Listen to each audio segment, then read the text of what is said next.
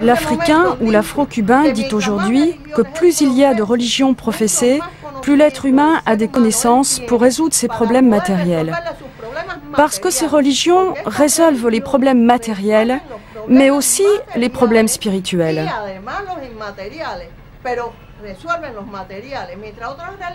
Tandis que dans les autres religions, on te dit « Attends que Dieu t'écoute, tu renaîtras au royaume des cieux ».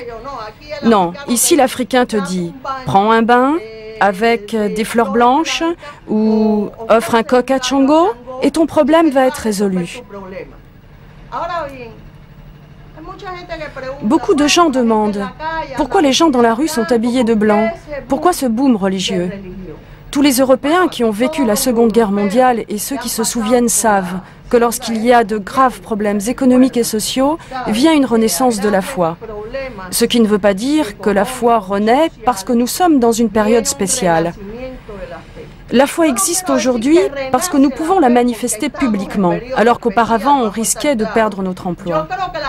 Il n'y a pas un Cubain qui peut me dire qu'il n'a pas lancé un coquillage, qu'il n'a pas vu un collier divinatoire ou rencontré quelqu'un qui lui a dit « Passe un brin de coriandre sur ta peau, parce que tu es très mal, je te vois contrarié ».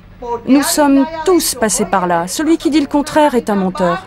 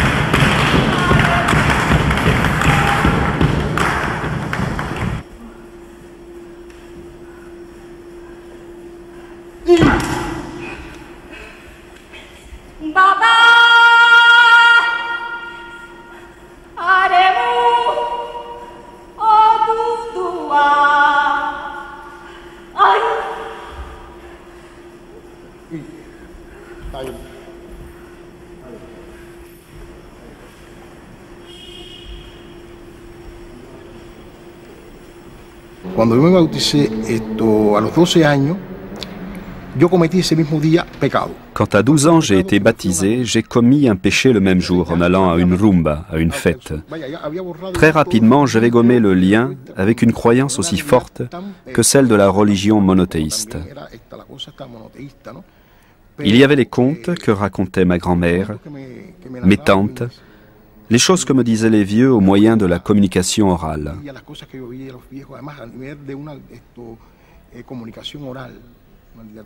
Toutes les sensations se réveillèrent alors. J'ai pénétré au niveau sensoriel dans ce monde totalement magique, qui parfois me faisait peur. Un monde que l'on a du mal à appréhender, où on ne sait pas quelle chose peut arriver.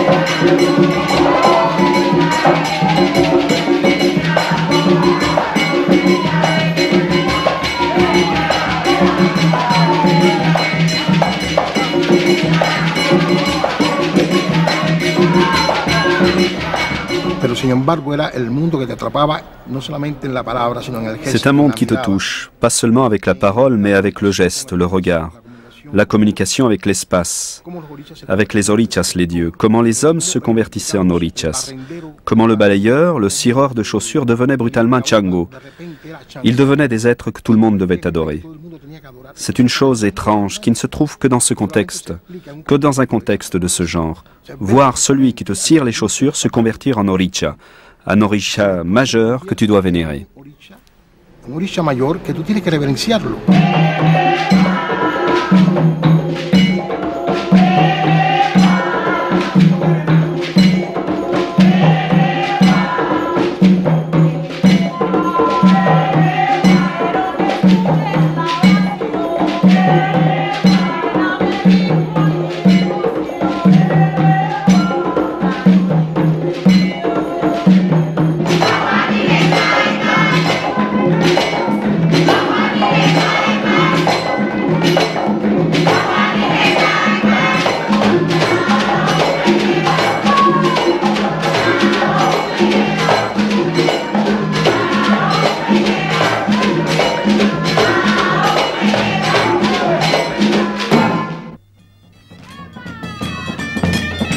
Le carnaval était organisé à l'origine lors de la fête des rois et du Corpus Christi.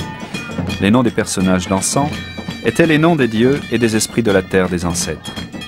Les Noirs avaient l'autorisation de défiler dans les rues dans des comparsas, des ensembles carnavaliers, et au son de la conga. Le plus grand carnaval de la Caraïbe avait lieu chaque année à Santiago de Cuba. À partir des années 20, les grandes entreprises comme Bacardi patronnèrent le carnaval en lui donnant une dimension plus commerciale. Officiellement, pour des raisons économiques, le carnaval a été suspendu depuis 1990.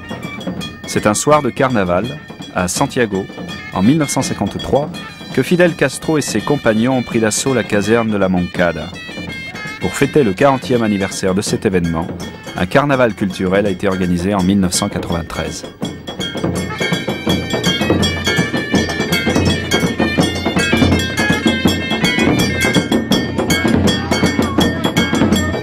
Las máscaras hay en cualquier parte